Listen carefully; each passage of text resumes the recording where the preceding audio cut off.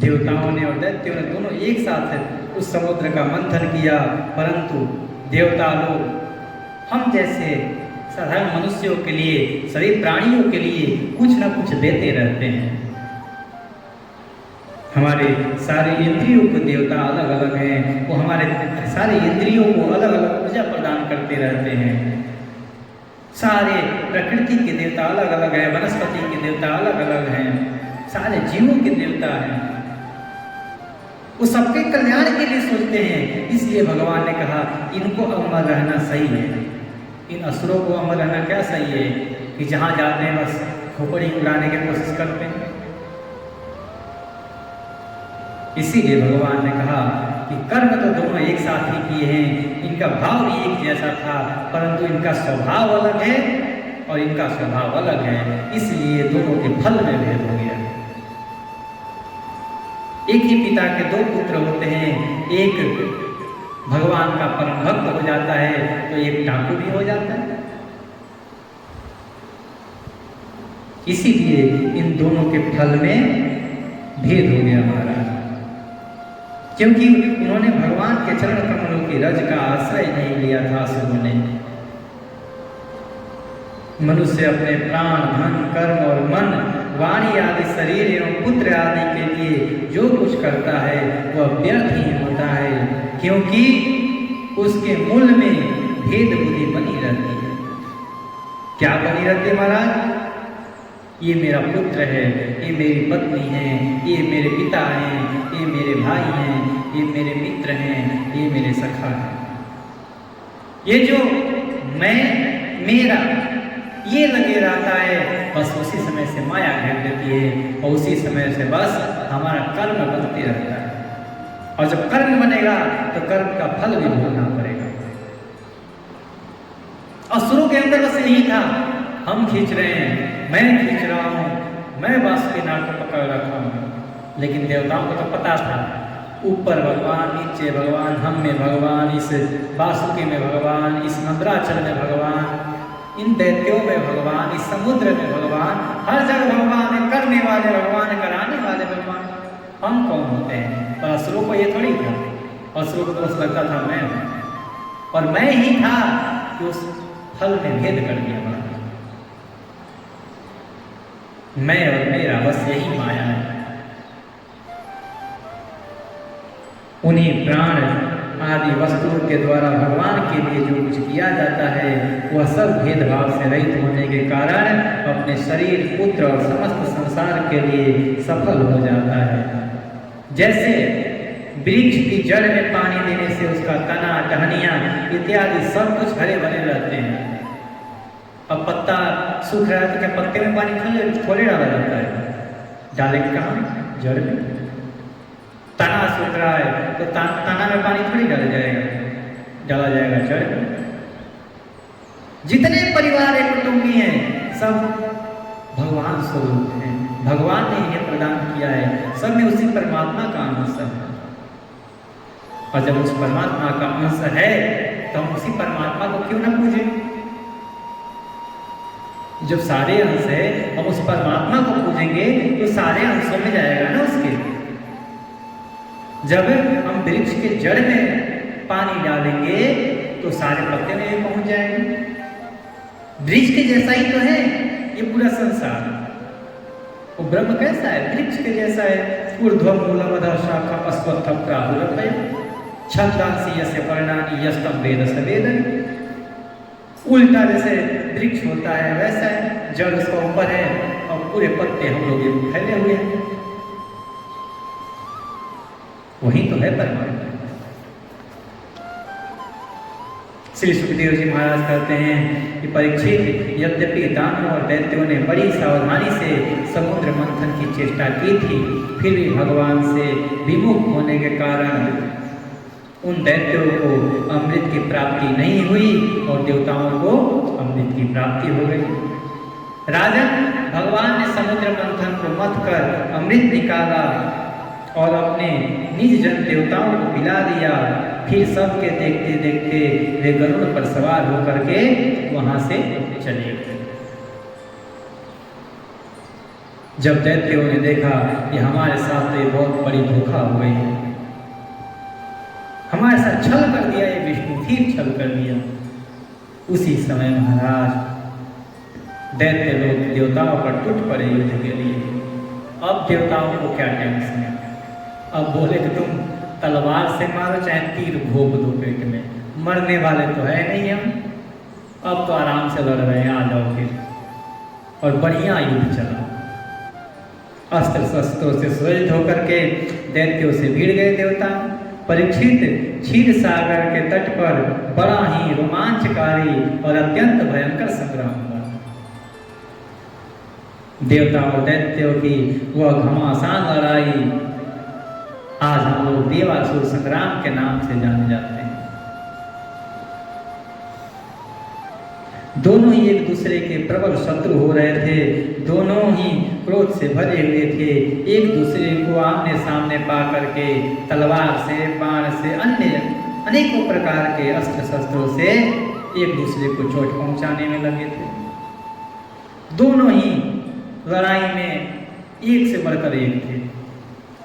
देवताओं के पास अमृत था, अमृतत्व की प्राप्ति थी, वो मर सकते नहीं थे। रही बात दैत्यों की, दैत्य जीव मरते थे, उनके गुरु जी थे ही जिनके पास संजीवनी विद्या थी। सीधा करते, भैया आओ, जो ही बोले कि ऑपरेशन मैं करता हूँ 1 सेकंड में, पकड़ के लाओ, बस सीधा करते थे, चलो जाओ फिर से करो। ना इधर का समाप्त हो रहे थे ना उधर का समाप्त हो रहे थे, दोनों ओर से युद्ध भयंकर चला। कहते हैं कि कोई सैनिक गीद, कंक, बगुले, बाज और घास पक्षियों चढ़े हुए थे, तो बहुत से तिलमिला करके मच्छ, सरल, भैंसे, गैंडे, बैल, नीलगाय और जंगली सांडों पर सवार हो रहे थे। किसी ने सियारी, चूहे, गिरगिट और खरगोश और की सवारी की थी, तो किसी ने बहुत से मनुष्य, बकरे, कृष्ण, सार, मृग, हंस और सुअरों पर चढ़े हुए थे। इसी प्रकार जल, स्थल एवं आकाश में रहने वाले तथा देखने में भयंकर शरीर वाले बहुत से प्राणियों पर चढ़ करके कई दैत्य देवताओं ने आकर के युद्ध किया। परीक्षित उस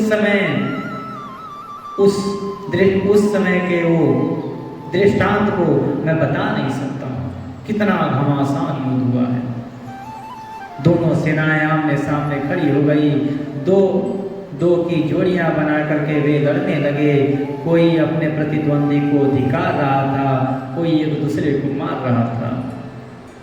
इसी प्रकार असुर और देवता रणभूमि में द्वंद्व युद्ध और सामूहिक आक्रमण द्वारा एक दूसरे से भिड़ करके परस्पर विजय की इच्छा से उत्साहपूर्वक तीखे तलवार, भाले, तीर सब चलाने लगे। एक दूसरे को काटने मारने पर तौल गए हो। छिन्न भिन्न होने लगी सारी सेना। किसी ने अपने दांतों से होंठ दबा रखा था। बहुतों की आभूषणों और शस्त्रों से सुसज्जित लंबी लंबी भुजाएं कटकर नीचे जमीन पर गिरी हुई है। किसी की गर्दन नीचे गिरी हुई है, किसी का वक्षस्थल नीचे गिरा हुआ है। ऐसे कट रहे हैं जैसे जब शरीर कटते हैं तो ऐसे एक सर यहाँ है तो पैर 10 कोस दूर पड़ रहा है। राजा बलि ने 10 बाण इंद्र पर चलाया। 3 उनके वाहन ऐरावत पर, 4 ऐरावत के 4 चरण रक्षकों पर और 1 मुख्य महावतर पर। इस प्रकार कुल 18 बाण छोड़े। इंद्र ने देखा कि बलि के बाण तो हमें घायल कर देगा, तब उन्होंने बड़ी फुर्ती से उतने ही तीखे भल्ल नामक बाणों से उनको वहां तक पहुंचने के पहले ही हंसते हंसते काट दिया। इंद्र की यह प्रशंसनीय फुर्ती देख करके राजा बलि और भी चिढ़ गया। इंद्र ने उसे देखा और बोला कि और चलाओ। बलि ने और चलाया, फिर इंद्र ने काट दिया। परीक्षित जब इंद्र की फुर्ती से घबराकर पहले तो बलि अंतर्धान हो गया, फिर उन्होंने आसुरी माया की सृष्टि की। तुरंत ही देवताओं की सेना के ऊपर एक पर्वत प्रकट हो गया। उस पर्वत से दावाग्नि से जलते हुए वृक्ष और टांकी जैसी तीखी धार वाले शिखरों के साथ नुकीली शिलाएं गिरने लगी। देवता लोग घवायल होने लगे, चोटिल होने लगे। परीक्षित हाथों में हथियार लिए हुए देवता चिल्ला रहे हैं, बचाओ बचाओ बचाओ, पर बचाने वाला कौन है? बड़ी ही सुंदर जब देवताओं ने देखा कि अब कोई बचाने वाला नहीं है, परीक्षित उसी समय दैत्यराज बलि ने प्रलय की अग्नि के समान बड़ी भयानक आग की सृष्टि की। वह बात की बात में वायु की सहायता से देवसेना को जलाने लगी। थोड़ी ही देर में ऐसा जान पड़ा कि प्रबल आंधी के थपेड़ों से समुद्र में बड़ी बड़ी लहरें और भयानक भौर उठ रहे हैं और वह अपनी मर्यादा छोड़ करके चारों ओर से देवसेनाओं को घेरता हुआ उड़ा जा रहा है। अब कौन बचाए? परीक्षित, इंद्र आदि देवताओं ने उनकी माया का प्रतिकार करने के लिए बहुत कुछ सोचा विचारा, परंतु उन्हें कुछ सूझा नहीं कि अब क्या किया जाए। तब उन्होंने देखा कि अब हमारे पास कोई उपाय नहीं रह गया, अब हम करें तो करें क्या? सब देवता एक ही काम रह जाता है उनके पास जब हार जाते हैं तो। सबको पता है, हाथ जोड़ करके, हे नाथ नारायण, हे वासुदेव, आओ बचाओ, हार गए। भगवान वही तो कहते हैं, ये पहले मुझे नहीं बुलाते। जब अपने से सारा काम बिगाड़ लेंगे, जब कहीं से बनने वाला नहीं है, कोई रास्ता नहीं है, तब बोलते हैं आकर के अब तुम बचाओ। अरे इससे अच्छा है पहले बुला लो। गजराज की कहानी हम लोगों ने श्रवण किया। 1000 वर्ष तक गजराज लड़ता रहा, मैं बचा लूंगा, मेरे में ताकत है, मेरे से बड़ा बलशाली कौन है? आखिर में हार करके बोला आओ, नहीं होगा मेरे से। महारानी द्रौपदी, मैं द्रुपद की पुत्री हूं, याज्ञसेनी हूं, मैं अपनी इज्जत की रक्षा स्वयं करूंगी। और तो और मेरे 5 पति हैं, महाबली मेरे 5 पुत्र हैं, वो लोग मेरी रक्षा करेंगे। अर्जुन जैसे धनुर्धर मेरा पति हैं, भीम जैसे गदाधर मेरे पति हैं, ये लोग रक्षा करेंगे। इन लोगों से भी हार गई तो भीष्म पितामह हैं मेरे, वो रक्षा करेंगे। मेरे ताऊ श्री हैं धृतराष्ट्र, वो रक्षा करेंगे। वो लोग भी हार मान गए, उन लोगों से भी हार मान गई कि अब ये लोग भी रक्षा नहीं कर रहे हैं।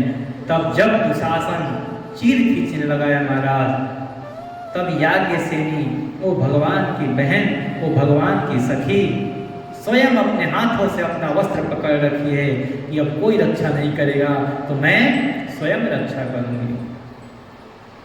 दुशासन साड़ी खींचने में लगा हुआ है और याज्ञसेनी देवी द्रौपदी अपने वस्त्र को पकड़ करके अपनी इज्जत को संभाली हुई है।